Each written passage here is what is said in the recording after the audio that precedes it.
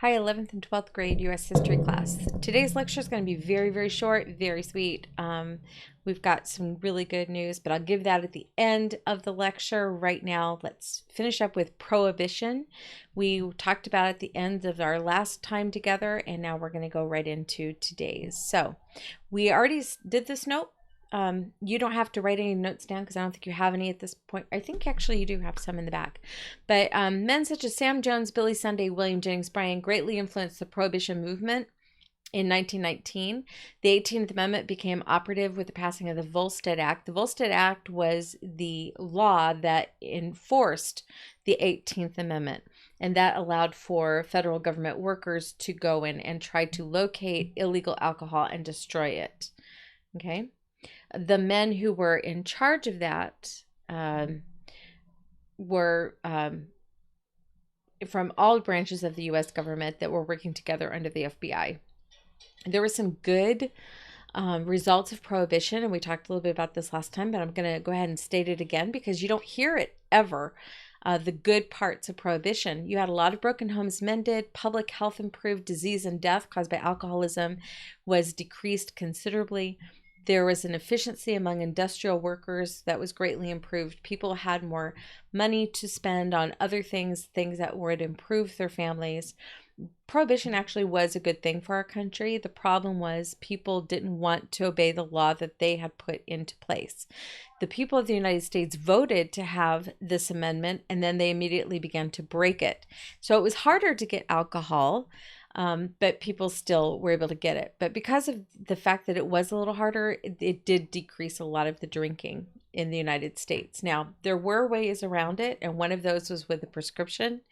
So you could go to your doctor and ask for a prescription for alcohol, and they would write one for you, and you could take it to a drugstore and have that filled at the counter. There would be legal alcohol available from pharmacies. Now, we read just recently, The Great Gatsby, and that we find out is how he made all his wealth. Was he had a chain of drugstores that sold alcohol legally over the counter. So people would often try to figure out how did he make his money, and some people said he's a moonshiner. Turns out he wasn't a moonshiner, but he did sell alcohol through this long chain of stores. Okay, now because there were only 3,000 agents who were enforcing the Volstead Act to control that illegal liquor traffic, organized crime syndicates provided lots of liquor at very high prices, and they made a killing. And they actually did kill people as well, because not only were they killing people as a way of keeping their power, the alcohol wasn't regulated at all. It came from multiple sources. So sometimes alcohol was incorrectly made or made with the wrong kind of product, and it could cause blindness or insanity. It could cause all kinds of problems, health problems that people wouldn't have had they bought the alcohol from like a distillery that went through a regulatory process. So there was a lot of illegal liquor traffic, but only 3,000 agents nationwide who could go and find this illegal liquor traffic and try to stop it. One group in particular that made it quite famous in history because of television, newspapers, and movies taking up the story was Eliot Ness, who was in charge of all of these agents and his group of men, and they were going after specifically one gangster who was very much involved in this illegal liquor trafficking, and that was Al Capone. So the idea of Eliot Ness and his men, they called themselves untouchables. They were touched plenty. They, would get hurt, get killed, but they went after, looking to get after not the people who were in the speakeasies drinking, not the customers. They were trying to get the suppliers. Okay, and Al Capone was one of the major suppliers.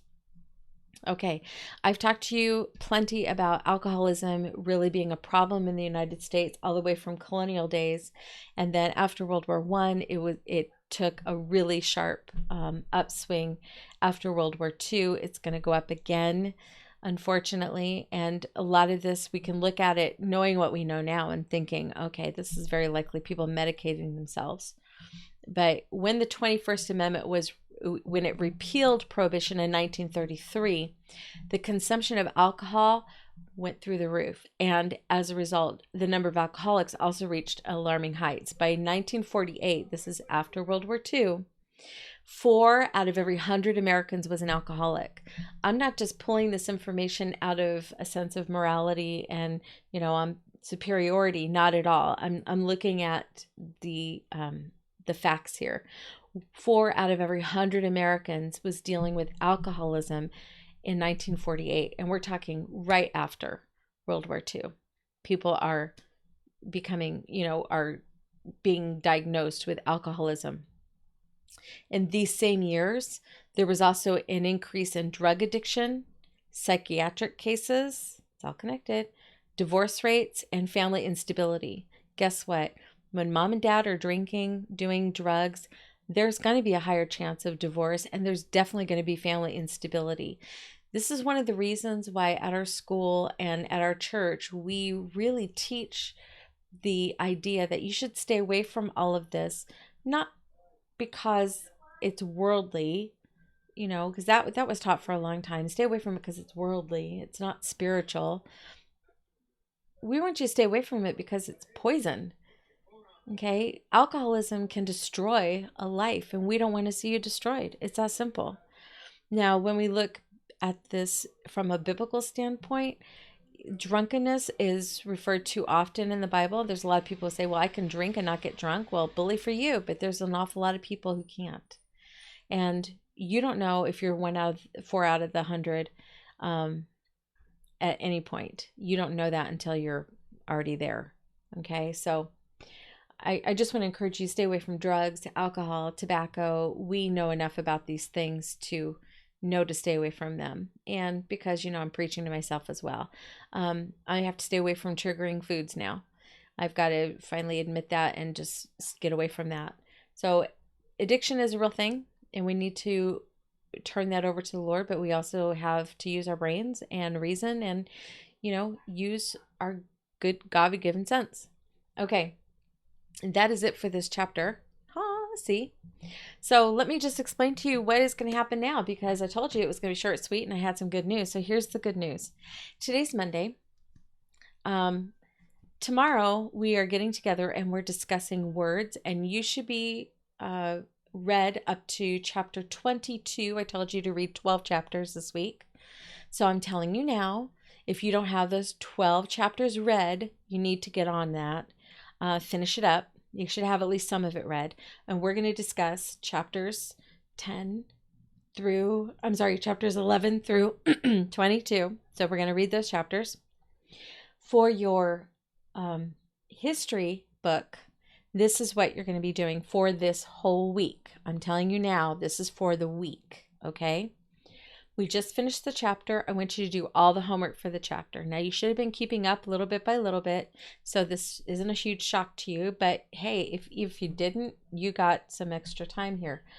You need to do all the homework for this chapter. And then you need to go and do the history baseball. It's right here, and it's on page 329. This whole history baseball needs to be done. It's for chapters 18 through 25.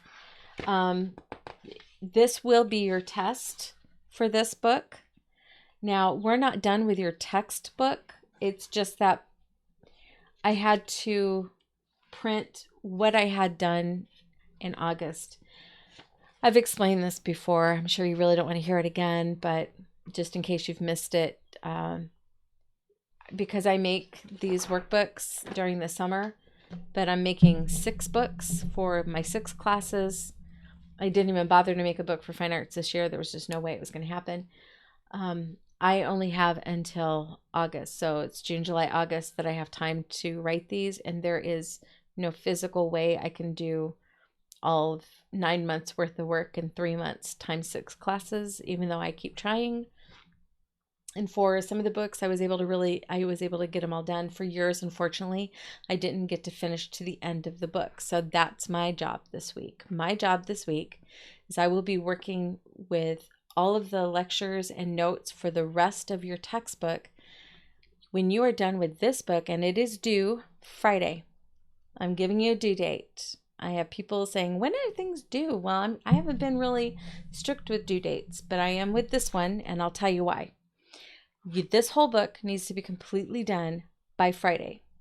I will be grading everything that I have given you to do since we have been in quarantine.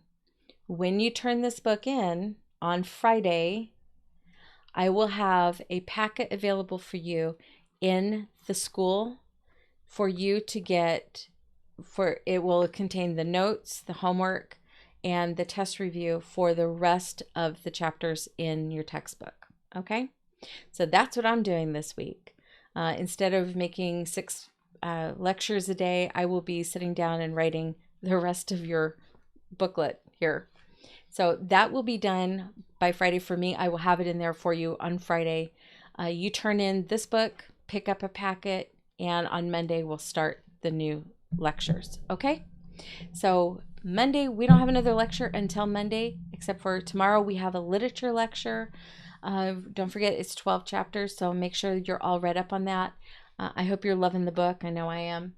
So this book needs to be done by Friday. Turn it in Friday. We have another lecture in history on Monday. And I will see you tomorrow for American Lit. Have a good week. Get lots done, please.